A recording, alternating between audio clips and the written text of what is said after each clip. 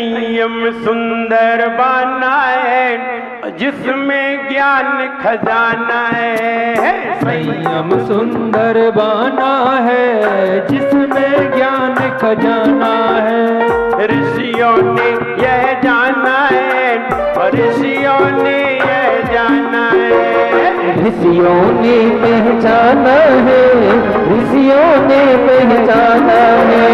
संयम बिन बेकारिया, संयम बिन बेकारिया, बिना ब्रेक की कारिया। संयम बिन बेकारिया, बिना ब्रेक की कारिया। गुरु की कृपा से हो, गुरु की कृपा से हम संयम पाए। जीवन है पानी की बूंद जब मिट जाए, जीवन है पानी की बूंद जब मिट जाए रे।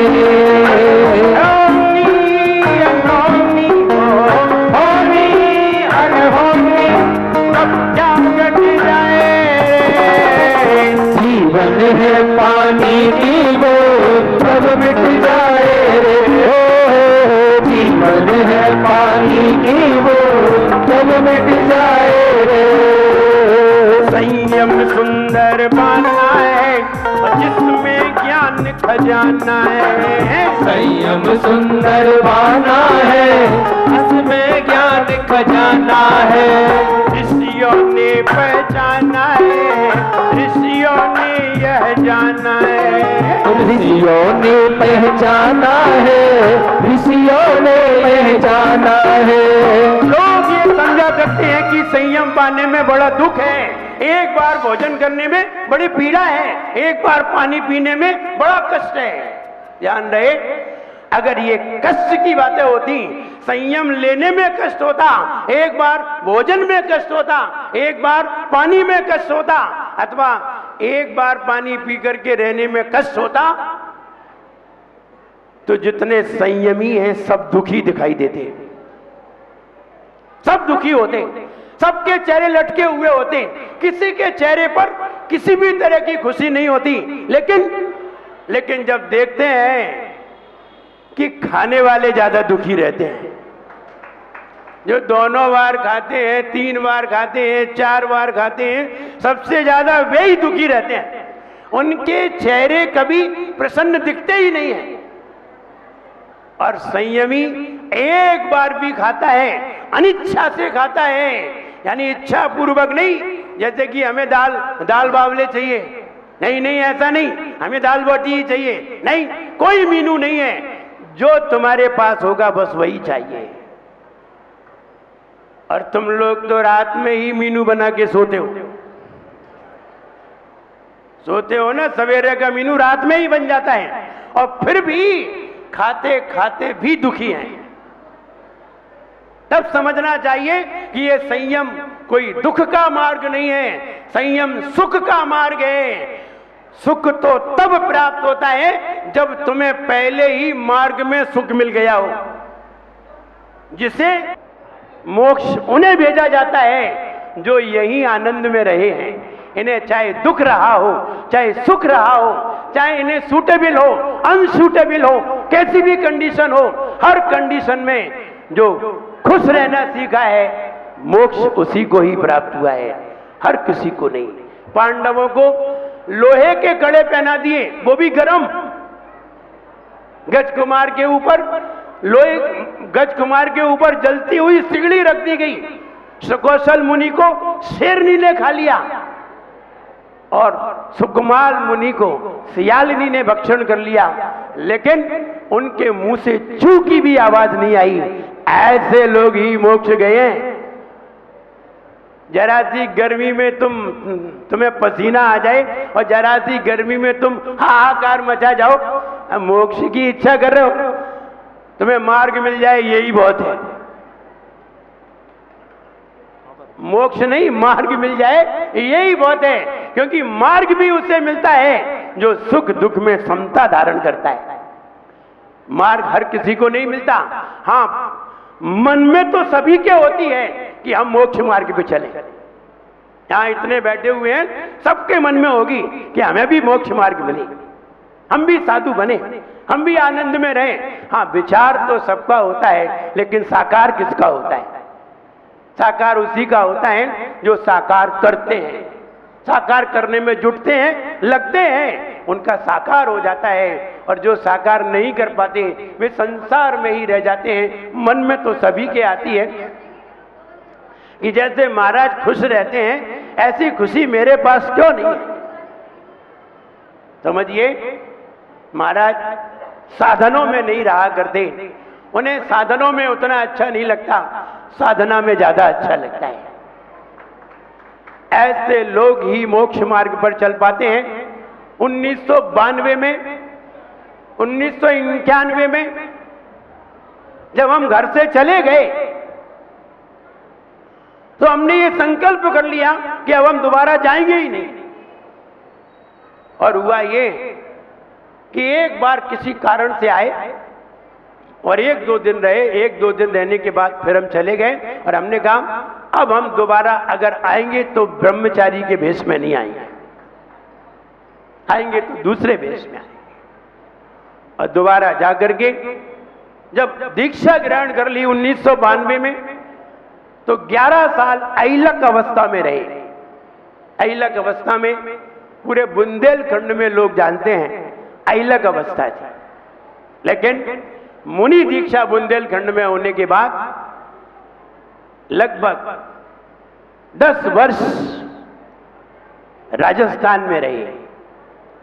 फिर राजस्थान का आनंद लिया, पूरे राजस्थान में भ्रमण किया, रेगिस्तान को छोड़ करके पूरे राजस्थान में भ्रमण किया। रेगिस्तान माने बाड़मेर, बाड़मेर वगैरह इधर नहीं गए, बाड़मेर और एक और पड़ता है जहां की जेल बहुत बड़ी है, जैसलमेर बहुत बड़ी जेल है, उधर की ओर नहीं गए, रेगिस्तान की ओर। लेकिन जहां जैनियों का गढ़ है वो पूरे राजस्थान में 10 साल तक निवाई, देवली, जयपुर, उदयपुर, बांसवाड़ा, जो भी टोंक, कोटा, अजमेर, सारे स्थानों को घुमा। पूरी समाज वहां मुनि से परिचित हुई, बुंदेलखंड में ऐलक से परिचित हुई और राजस्थान में मुनि से परिचित हुई। फिर वहीं बांसवाड़ा में आचार्य श्री के द्वारा आचार्य पद दिया गया। 2003 में जब मुनि दीक्षा हुई, आज के दिन, आज नवमी है, उस दिन अष्टमी थी, इतना ही अंतर है। आज नवमी है, उस दिन अष्टमी थी, बस उस दिन रविवार था, आज शुक्रवार है, ये जरूर अंतर है। लेकिन उस दिन जिस दिन दीक्षा हुई थी 46 टेम्परेचर था, 46 टेम्परेचर था। और जब दीक्षा हुई और जब दीक्षा के तत्काल बाद लगभग 1:30 बजे, 1:45 बजे, जब वहां से 20 सड़क से निकल करके आए, एक तुबन का मैदान था ललितपुर में, बहुत बड़ा मैदान, जहां बहुत पब्लिक थी। मुझे तो पता ही नहीं है कितनी पब्लिक थी। मुझे इतना याद है कि ललितपुर के कोई राज्यपाल थे,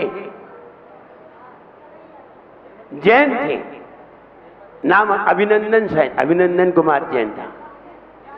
वो उस समय राजस्थान के राज्यपाल थे, निर्मल चंद जैन, जो भी हो। मतलब ये था कि जब दीक्षा हो रही थी और दीक्षा का कार्यक्रम हो रहा था, उस समय वो आ गए। तो गैलरी इतनी पैक थी कि वे बहुत देर में निकल पाए। बहुत लोगों ने इधर उधर लोगों को हटाया, तो बड़ी मुश्किल से उन्हें निकाल करके मंच तक ला पाए। कहने का मतलब इतनी भीड़ थी वहां कि आदमी तो पता ही नहीं कि कहां से आया था। तो वहां जब दीक्षा हुई और जब 1:30 और 1:45 बजे वहां से चले, तो लगभग मंदिर का रास्ता 1 या 1.25 किलोमीटर है। और पूरी रास्ता डंबर की सड़क थी और 46 टेम्परेचर था। उस समय नानी याद आ गई। मतलब ये कि जैसे ही पांव रखें तो दूसरा पांव कहां रखें, क्योंकि पहला तो जल चुका है और दूसरा रखते हैं तो वो भी जलेगा। लेकिन ऐसी भीषण गर्मी में वो दीक्षा हुई। आज का मौसम तो ठीक है, आज का मौसम तो ठीक है। वैसे हर साल भीषण गर्मी होती है। उस भीषण गर्मी में जब दीक्षा होकर के आई तो मुझे याद है जब हम अपने रूम में आ गए और रूम में आने के बाद हम रात्रि के 9 बजे बाहर निकले। यानी इतनी भीषण गर्मी थी कि बाहर निकलना भी मुश्किल था। सारे महाराज लोग दूसरी शिफ्ट में लगभग 2:30 बजे आहार करने के लिए निकले और हम लोगों का उपवास था। 21 दीक्षाएं एक साथ हुई थी। उसमें पहली दीक्षा मेरी थी, प्रथम दीक्षा में मेरा नाम। खैर प्रथम दीक्षा में तो मेरा बहुत पहले से नाम था, बहुत पहले से ही नाम था, लेकिन ये तो किन्हीं कारणवश आचार्य श्री के इधर उधर निकल जाने से ये दीक्षा में विलंब हुआ। वरना 1998 में भिंड में दीक्षाएं हुई थी, बरासों में 14 दीक्षाएं। तब उसमें विशल भारती जी का नाम पहले था, लेकिन पहला ऑफर मेरे पास था कि आप आइए, आपकी दीक्षा अगर आपका मन हो जाए तो सबसे पहली दीक्षा आपकी है।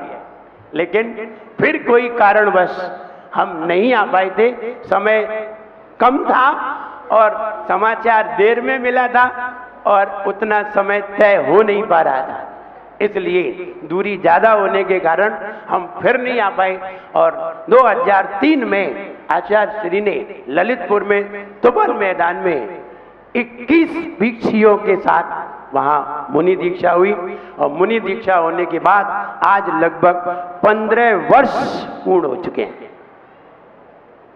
मुनि दीक्षा के 15 वर्ष, अलग दीक्षा के 11 वर्ष, आचार्य दीक्षा के 7 वर्ष वो इंक्लूड है मुनि दीक्षा में। इस बात को जरूर हमें स्मरण रखना चाहिए। गुरुजी श्रीमान सुरेश सिंह जी जिन्होंने हमें कॉमर्स में पढ़ाया, उन्होंने बहुत अच्छे वक्तव्य रखे और उन्होंने अंत में ये कहा कि महाराज कुछ भी हो, गुरुजी का आदेश है। और उन्होंने एक बात और कही, बड़े बिल पावर से कही, उसमें बिल लगाने की जरूरत थी कि बोले चातुर्मास यही होगा।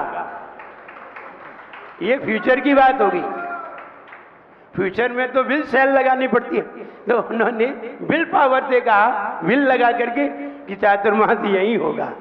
तो ये तो खैर गुरुदेव की बातें हैं। हम कौन होते हैं चातुर्मास फिक्स करने वाले? क्योंकि पतंग की डोर तो किसी दूसरे के हाथ में है और जिसके हाथ में पतंग की डोर है वो पतंग को जैसा चाहे वैसा घुमा सकता है, वो पतंग को जैसा चाहे वैसा उड़ा सकता है। वो चाहे तो पतंग को बिल्कुल एक जगह खड़ी कर सकता है और वो चाहे तो पतंग को घुमाते घुमाते भी उड़ा सकता है। उसके ऊपर मैं इतना ही कहना चाहूंगा। सभी लोगों ने बहुत निवेदन किया है चातुर्मास का, और भिंड नगर का कोई आज का निवेदन नहीं है। हम 2015 में आए थे, तब का भी निवेदन था। 2016 में यद्यपि ऐसा नहीं है निवेदन नहीं था, लेकिन गुरुदेव का आना हुआ इसलिए निवेदन थोड़ा ढीला हो गया। 17 में फिर निवेदन आ गया था, जब हम झांसी में थे। फिर भिंड के लोग सारे पहुंच गए, हमारे महेंद्र शक्कर वाले सारे, रतन लाल जी सारे मिलकर के फिर पहुंच गए। बोले महाराज 15 की बात याद रखो, अब 17 आ गई। और हुआ ये कि इन लोगों के आने के पहले हमने कहीं और जगह चातुर्मास पहले ही कह दिया था ग्वालियर के लिए, इसलिए उनका 17 निकल गया। अब की बार 18 में हम कहीं और जा रहे थे, लेकिन सोनागिर से कहीं और जा रहे थे, योजना बना ली थी। लेकिन हमने कहा अब आचार्य श्री कोटा से आ रहे हैं और अंबा के पास आ रहे हैं, अंबा जाना था, तो हमने कहा चलो आचार्य श्री के दर्शन करके उनकी अनुमति लेकर के आगे बढ़ते हैं। और हम आचार्य श्री की अनुमति लेने गए, उन्होंने कहा हमारे साथ भिंड चलो। हमने कहा भिंड की तो कोई बात ही नहीं थी। बोले तुम्हारे मन में भिंड की बात नहीं थी तो मेरे साथ चलो तो। और वो हमें उधर की ओर न जाकर के हमें इधर की ओर ले आए। और अप्रैल से आज जून हो गई, हम यहाँ 6 अप्रैल को आए थे और 6 अप्रैल से आज 8 जून हो गई। ये भिंड वाले छोड़ ही नहीं रहे, ये बरासो भी ले गए फिर लौट लाए। लगता है कुछ भूमि का असर होता है। कोई बाहर के लोग आए, अभी जयपुर से आए, अजमेर से आए, निवाई से आए, सब लोगों ने पूछा महाराज स्वास्थ्य बढ़िया है? हमने कहा यहाँ का पानी तो पहले से ही लगा है, यहाँ क्या खराब होना है। यहाँ का पानी तो पहले से ही लगा है, और जो पहले से ही लगा है वहां का पानी तो लगा है। वहां स्वास्थ्य खराब कैसे हो सकता है? वहां तो स्वास्थ्य बिल्कुल सही रहता है। और खैर भिंड का पानी ऐसा नहीं मेरे लिए सूटेबल है, सब महाराजों के लिए सूटेबल है। सभी लोग यहाँ आए, मेरा सबके लिए खूब आशीर्वाद है। पहली बात, सभी लोग साधुओं के दीक्षा दिवस में शामिल होते हैं, उनके मन में भी ऐसी भावना होती है कि हम भी एक दिन दीक्षा लेकर के आगे बढ़े, क्योंकि दीक्षा दिवस पर जरूर आना चाहिए। और साधुओं का कोई सा भी दिवस हो, चाहे दीक्षा दिवस हो चाहे और कोई सा दिवस हो, उनके गुणगान में हमें तत्काल तैयार रहना चाहिए। भिंड की समाज को तो हम पहले से ही जानते हैं, वे तो तैयारी बैठे रहते हैं। आप कुछ कहो तो अपन तो पहले से ही तैयार। तो सभी जगह से यहाँ दीक्षा दिवस में लोग पधारे और सभी लोगों ने श्रीफल अर्पित किए हैं। निभाई वालों ने सबसे पहले खड़े होकर के निभाई चलिए। हाँ, 2007 में चातुर्मास हुआ था। देवली वालों ने और सीपुर वालों ने तो बिल्कुल तैयारी से ही 108 फीट के चरण स्थापित कराना है आदिनाथ भगवान के।